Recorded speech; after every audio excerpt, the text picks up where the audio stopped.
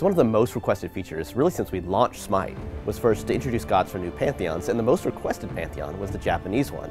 So we're very excited to announce that beginning in January of 2016, we're going to be bringing a new god from the Japanese pantheon named Amaterasu.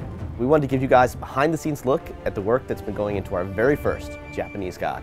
Japan is known as the land of the rising sun, so as our first Japanese god, it's very thematic to incorporate Amaterasu, who is the kami of the sun goddess. Amaterasu, design relied heavily on her being a leader. We saw her as being dignified, noble, virtuous, and strong. It was also very important for us to highlight the three key items from her lore: her sword, her necklace, and her mirror. The end result of the concept, I think, is a color scheme that evokes warmth and goodness. She is the source of all of the Emperor leadership in Japan. So as a warrior with this lore twist, we wanted to make sure we focused on a very team-oriented aspect for her kit. Amaterasu has abilities that are pretty new and unique.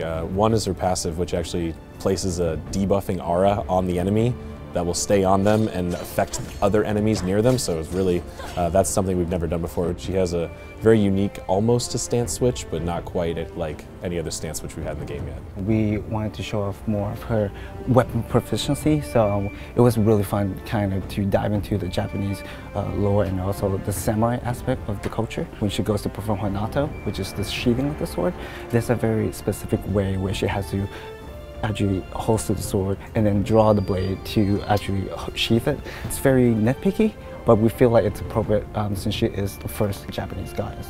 We've been so excited about the launch of the Japanese pantheon that we wanted to do an event to help celebrate that. And we've had all these great ideas for Japanese-inspired skins. We have an amazing kaiju skin for Sobek, we have a new skin for Neith, and so many other awesome skins that we really just can't wait for you guys to see it.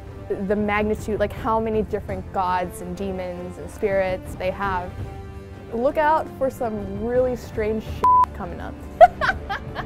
We've got a lot of great things coming out in 2016, and it all starts with the Japanese pantheon and the launch of Amaterasu, and we can't wait for you guys to get to play her.